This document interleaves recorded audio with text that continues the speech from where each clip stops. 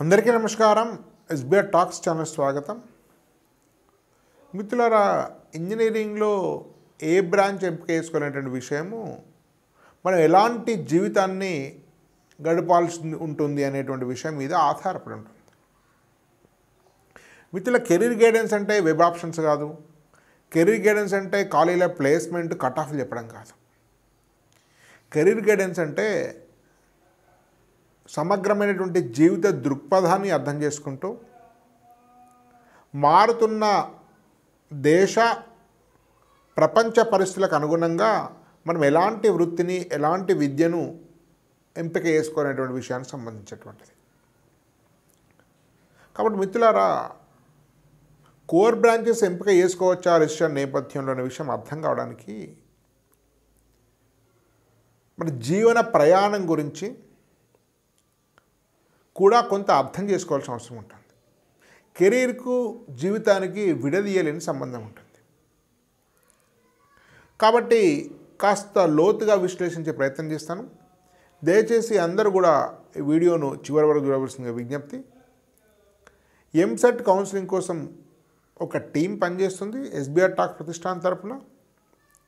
వాళ్ళు web options ఇస్తారు, దానిలో నేను కూడా పాల్గొంటాను.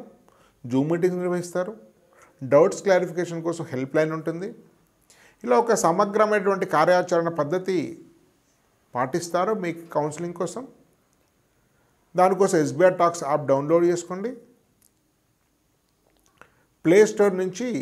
అదేవిధంగా ఎంసెట్ కోర్స్ తీసుకుంటే కేవలం ₹1000 థర్డ్ ఫేజ్ అయిపోయే వరకు కూడా మిమ్మల్ని గైడ్ చేయడం జరుగుతుంది. మీకు కన్సల్టింగ్ ఫోన్ నెంబర్ కూడా ఇవ్వడం జరుగుతుంది. మిత్రులారా, రెండు వేరువేరు ప్రపంచాలు కోర్ బ్రాంచెస్ అనేది, సాఫ్ట్వేర్ అనేది. సో అందరికీ సాఫ్ట్వేర్ ఎంతటి క్రేజో నేను ప్రత్యేకంగా చెప్పాల్సిన అవసరం లేదు. అయితే సాఫ్ట్వేర్ జీవితం వల్ల ఉండే లాభం ఏంటి, ఉండే నష్టం ఏంటి అని అర్థం చేసుకుందాం. కోర్ బ్రాంచెస్లో ఉండేటువంటి ప్రోస్ అండ్ కాన్స్ కూడా మనం విశ్లేషించుకుందాం.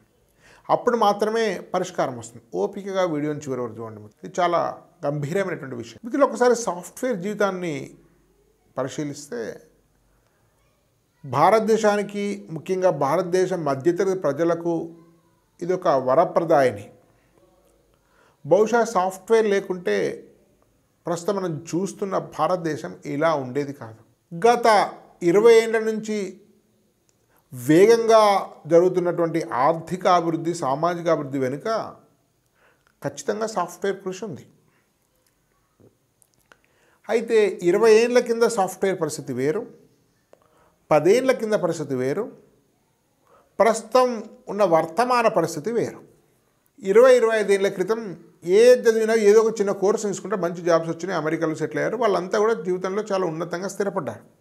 బీటెక్ లేకపోయినా కేవలం డిగ్రీతో కూడా IBM మెయిన్ ఫ్రేమ్స్ మరొకటి నేర్చుకొని జీవితం స్థిరపడ్డారు.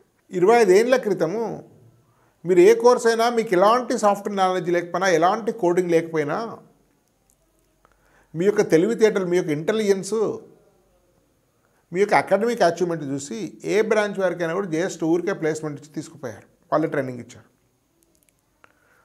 10 ఏళ్ల నుంచి మారుతున్న ట్రెండ్, 10 ఏళ్ల కింద మారిన ట్రెండ్ ఏంటంటే ఎవరికైనా కూడా కోర్సు సంబంధం లేకుండా ఇస్తున్నారు, కానీ కాస్త కోడింగ్ స్కిల్స్ అవసరము,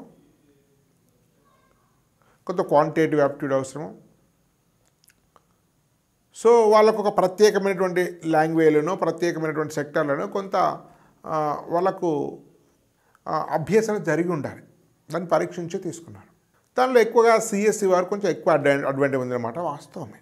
అయితే గత 2 ఏళ్ల నుంచి జరుగుతున్నటువంటి మార్పులు చూస్తే ప్రస్తుతము సాఫ్ట్వేర్ రంగానికి సంబంధించినటువంటి పోటీ తీవ్రంగా పెరిగింది. అఫ్కోర్స్ ఉద్యోగాలు కూడా పెరిగినాయి, కానీ దాదాపు ఈ 5 ఏళ్లలో 10 అంతల సీట్లు పెరిగినాయి అంటే మనం ఆశ్చర్యపోవాల్సిన అవసరం లేదు దేశం మొత్తంలో. కానీ ఉద్యోగాలు 10 అంతలు పెరగవు కదా మిత్రులారా. అదేవిధంగా అనేక రకాల స్కిల్ డెవలప్మెంట్ ఇన్స్టిట్యూషన్స్ కూడా, అనేక రకాల కోర్సు నేర్పించే సంస్థలు కూడా ఆన్లైన్లో, ఆఫ్లైన్లో రావడం జరిగింది. సో మిత్రులారా, సాఫ్ట్వేర్లో ఉద్యోగాలు పెరిగినమాట వాస్తవమే. ఈ ఇయర్ వదిలేండి, ఈ ఇయర్ ప్రత్యేకమైనటువంటి రిసెషన్ పరిస్థితిలో ఉన్నాం మనం. కానీ పోటీ చాలా తీవ్రంగా మారింది. కాబట్టి గతంలో వచ్చినంత సులభంగా సాఫ్ట్వేర్ ఉద్యోగాలు ఇప్పుడు వస్తాయా అంటే అది ప్రశ్నార్థకమే. సో ఇండస్ట్రీ వాళ్ళు చాలా డిఫరెంట్ స్కిల్స్ అడుగుతున్నారు. బేసిక్ లెవెల్ జాబ్ సంఖ్య తగ్గిపోయేటువంటి అవకాశం స్పష్టంగా కనిపిస్తుంది. సర్వీస్ జాబ్స్ అన్నీ, సర్వీస్ కంపెనీలు ఆటోమేషన్ దృష్ట్యా, ఆర్టిఫిషియల్ ఇంటెలిజెన్స్ దృష్ట్యా తమ రిక్రూట్మెంట్ను గణనీయంగా తగ్గిస్తున్న విషయాన్ని మనం గమనించవచ్చు. ఇన్ఫోసిస్ కానీ, విప్రో కానీ, టీసీఎస్ కానీ. అయితే ఉన్నత స్థాయి టెక్నాలజీలో ఉద్యోగాలు పెరిగే అవకాశం పుష్కలంగా ఉంది, ఎలాంటి అనుమానం లేదు. Artificial intelligence, machine learning, data science, cyber security, దానిలో ఎలాంటి అనుమానం లేదు. కానీ ఉద్యోగాలు పెరుగుతున్న దాంతో పోలిస్తే పోటీ అంతకంటే ఎక్కువ పెరుగుతుంది.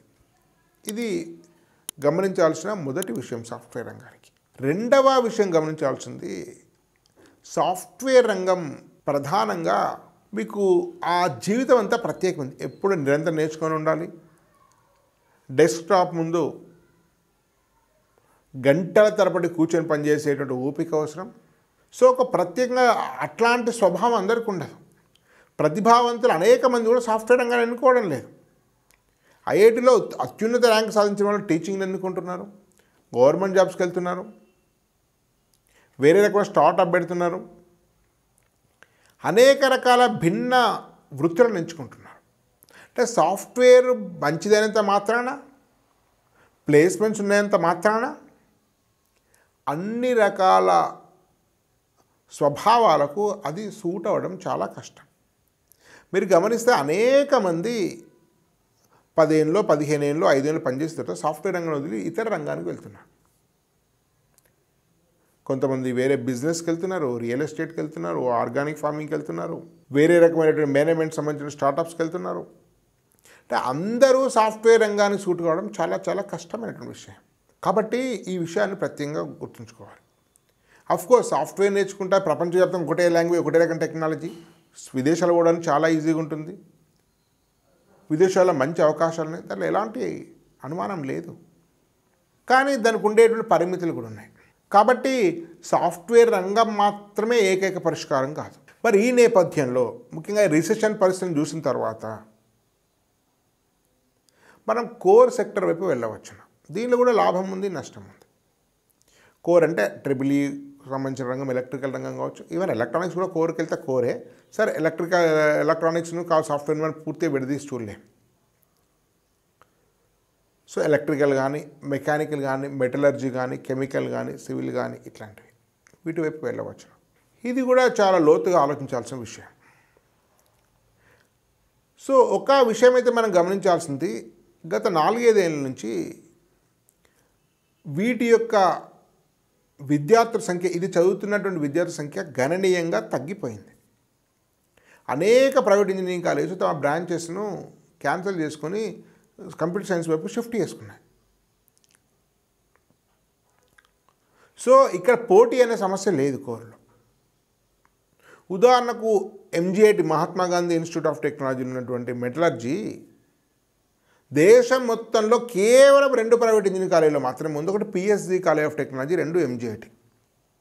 ఉదాహరణకి ఎలక్ట్రానిక్స్ అండ్ ఇన్స్ట్రుమెంటేషన్ ఇంజనీరింగ్ అనేది ఒక VNRలో తప్ప దాదాపు మీకు తెలంగాణలో మరెక్కడ లేదు. ఎలక్ట్రానిక్స్ అండ్ టెలికమ్యూనికేషన్ అనేది కూడా ఒక నారాయణమల్ తప్ప మరెక్కడ లేదు. సో కోర్ విషయంలో పోటీ అయితే లేదు. పోటీ ఉండవచ్చు, కానీ విద్యార్థుల సంఖ్య పెరగడం అయితే లేదు. అనేక మంది కోర్ విద్యార్థులు కూడా మెటలర్జీ కావచ్చు, కెమికల్ కావచ్చు, సివిల్ కావచ్చు, మెకానికల్ కావచ్చు, సాఫ్ట్వేర్ వైపు వెళ్తున్నారు, లేదా MBAకి వెళ్ళి మేనేజ్మెంట్ వైపు షిఫ్ట్ అవుతున్నారు. పూర్తిగా ఉన్న సీట్లే తక్కువ, కోర్ సెక్టర్లో స్థిరపడుతున్న వాళ్ళు ఇంకా తక్కువ. కానీ దీనిలో డిసడ్వాంటేజ్ ఏంటి? కోర్ సెక్టర్లో స్టార్టింగ్ ప్యాకేజెస్ చాలా చాలా తక్కువ. ప్లస్ కోర్ వాళ్ళకు ఇండియాలో అవకాశాలు ఎక్కువ ఉంటాయి, కానీ ఫారెన్కు వెళ్తే సమాన అవకాశాలు ఉంటాయని చెప్పలేము సాఫ్ట్వేర్ లాగా. అఫ్కోర్స్ మెకానికల్ వాళ్ళు జర్మనీకి వెళ్ళొచ్చు, సివిల్ వాళ్ళు గల్ఫ్కి వెళ్ళొచ్చు, మెటలర్జీ వాళ్ళు కూడా జర్మనీ లాంటి, నెదర్లాండ్స్ లాంటి దేశాలకు వెళ్ళొచ్చు. కానీ ఇది సేమ్ గ్లోబల్ కరికులం చెప్పలేం. ఒక పైథానో, ఒక జావానో ఇండియాలో, అమెరికాలో, ఇంగ్లాండ్లో సేమ్ చదువుకుంటారు. కానీ కోర్ ఇంజనీరింగ్ ఎగ్జాక్ట్గా సేమ్ సిలబస్ ఉంటుంది చెప్పలేం. డెఫినెట్గా సాఫ్ట్వేర్తో పోలిస్తే విదేశీ అవకాశాలు కొంచెం తక్కువ, స్టార్టింగ్ ప్యాకేజ్ కొంచెం తక్కువ ఉంటాయి. కానీ గ్రాడ్యువల్గా మంచి శాలరీస్ పెరుగుతుంటారు, మంచి స్టేటస్ కూడా ఉంటుంది, ప్రశాంతమైనటువంటి జీవితం ఉంటుంది. కానీ మీరు ఏడాది 2 ఏళ్ళకి వెళ్తే మీకు కొంచెం తక్కువ ప్యాకేజ్ ఉంటే, మీకు తెలిసిన వాడికి ఎవడికో సాఫ్ట్వేర్ ఎక్కువ ప్యాకేజ్ ఇస్తే మీరు చెదిరిపోవద్దు, బాధపడద్దు. ఒక కన్విక్షన్ ఉండాలి. కాబట్టి మీకు లాంగ్ రన్లో చాలా మంచి ప్లేస్మెంట్స్ ఉంటాయి. మీకు గవర్నమెంట్లో ఉంటాయి, ప్రైవేట్లో ఉంటాయి. కెమికల్ దాదాపు అన్ని ఫ్యాక్టరీస్లో ఉంటాయి, ప్రభుత్వ ప్రైవేట్ రంగంలో. నవరత్న, మహానవరత్న, స్టేట్ గవర్నమెంట్, పిఎస్ అన్నిట్లో ఉంటాయి. మెటలర్జీ కూడా చాలా వాటిలో మీకు బార్క్, ఇస్రో, డిఆర్డిఓ, డిఫెన్స్, అదేవిధంగా మీ ఎన్టీపీసీ, బీహెచ్ఎల్, వైజాగ్ స్టీల్, అనేక ఇతర ప్రభుత్వ స్టీల్ ఫ్యాక్టరీస్లో ఉంటుంది. జార్ఖండ్, ఛత్తీస్గఢ్, ఒరిస్సా, కర్ణాటక లాంటి అనేక రాష్ట్రాల్లో మెటలర్జీ జాబ్స్ కూడా ఉన్నాయి. సో మెకానికల్ ప్రతి ఇండస్ట్రీలో కామన్, ఎందుకంటే మెషిన్ ఎక్కడ ఉంటుందో అక్కడ మెకానికల్ ఇంజనీర్ ఉంటాడు. సివిల్లో కూడా చాలా ఇన్ఫ్రాస్ట్రక్చర్ వాటిలో ఉంటాయి, తెలిసిన విషయమే. ఒక స్థిరమైన జీవితం ఉంటుంది, మెల్లిమెల్లిగా జీవితంలో చాలా ప్రశాంతమైనటువంటి స్థిరమైన జీవితం ఉంటుంది. గ్రాడ్యువల్గా మంచి సాలరీస్ కూడా పెరుగుతున్నాయి. ఉదాహరణకు ఎంజీఐట్లో అనేక మంది సాధారణ ర్యాంకుతో సీట్ వచ్చింది, కానీ అనేక మంది చాలా ఉన్నతమైన స్థితిలో తమ జీవితాన్ని గడుపుతున్నారు. కాబట్టి మనము ఏదైనా ఎంపిక చేసుకునే ముందు విశ్వాసంతో, ప్రేమతో ఎంపిక చేసుకోవాలి తప్ప సాఫ్ట్వేర్ రాలేదనేటువంటి ఇష్టం ఉండి అయిష్టంగా దీన్ని చదవలేము మన మిత్రులారా. ముందే ఫిక్స్ చేసుకోవాలి, శాలరీస్ సాఫ్ట్వేర్ అంతా రావు అంటే. అనేక మందికి ఉదాహరణకు మెటలర్జీలో ఎంప్లాయబిలిటీ 80 నుంచి 90% మందికి ఏదో ఒక ఉద్యోగం వచ్చింది, చిన్నదో పెద్దదో ఎంజీఐటీలో. అదే కంప్యూటర్ సైన్స్లో 50% ఉద్యోగాలు కూడా రాలేదు.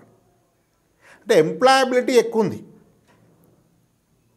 అనేక కోర్సెస్కు, కానీ యావరేజ్ ప్యాకేజ్ సాఫ్ట్వేర్ టూల్స్ తక్కువ ఉండొచ్చు. మీరు చూస్తే సాఫ్ట్వేర్లో కూడా 100 మంది ఉంటే ఎంసెట్ కాలేజీలో దాంట్లో 70 మందికి 5 లక్షల లోపే ఉంటున్నాయి. దాని యావరేజ్ ప్యాకేజ్ కూడా 4 లక్షల లోపే ఉంటుంది.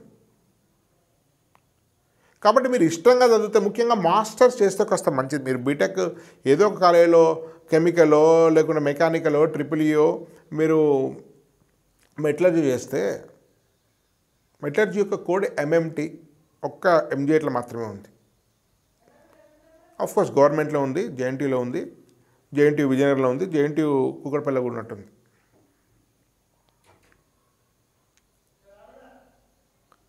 నా నెక్స్ట్ వీడియోలో చెప్పారు IIT Hyderabad director doctor BS Murthy metallurgical engineering చదువుకున్నాడు. అంటే శాంత్ స్వరూప్ భట్నాకర్ అవార్డు, భారతదేశపు అత్యున్నత సైంటిఫిక్ అవార్డు.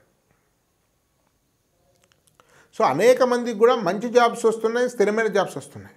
కానీ మీకు ఎంప్లాయబిలిటీ అన్నిటికీ అని చెప్పలేము. మీరు మంచి కాలేజీలో మీరు కోర్స్ అయినట్టయితే, ఓల్డ్ కాలేజెస్లో సిబిఐటి, విఎన్ఆర్, వాసవి, నారాయణమ్మ, లేకుంటే మీకు ఎంజిఐటి, ఇట్లాంటి ఓల్డ్ ఎంబీఎస్ఆర్, ఇట్లాంటి ఓల్డ్ కాలేజెస్లో మీరు కోర్స్ చదువుకున్నట్టయితే మంచి ఫ్యాకల్టీ ఉంది, మంచి కోర్సెస్, దూరం ర్యాంక్ వచ్చినా కూడా మీకు సీట్ ఈజీగా వస్తుంది.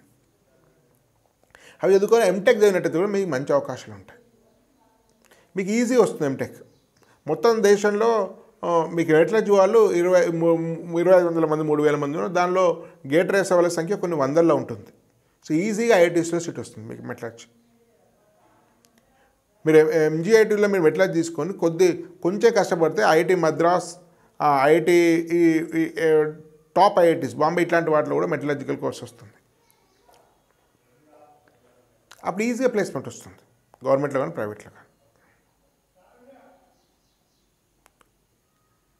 మిత్రులారా గుర్తుపెట్టుకోండి, కానీ మీకు స్థిరమైనటువంటి చిత్తము, మీరు తీసుకునేటువంటి బ్రాంచ్ మీద విశ్వాసము, ప్రేమ, ఓపిక ఉంటేనే మెటలర్జీ మీరు కోర్ బ్రాంచ్ తీసుకుంటారు. ఏదైనా ట్రిపుల్ కూడా చాలా మంచి బ్రాంచ్, కెమికల్ కూడా మంచి ఉద్యోగాలే, మెటలర్జీ ఈ 3 ప్రధానంగా. సివిల్ కంటే మీకు triple E, mechanical, chemical, metallurgy ఈ 4 బెటర్. ఈ బ్రాంచ్ని తీసుకోండి. కానీ అయిష్టంగా తీసుకొని అది చదవకుండా టైం వేస్ట్ చేసుకోవడం వల్ల ప్రయోజనం ఉండదు. కాబట్టి ఈ విషయాన్ని గుర్తుపెట్టుకోవాలి. సూచన. ధన్యవాద్. భారత్ మాతాకి జై.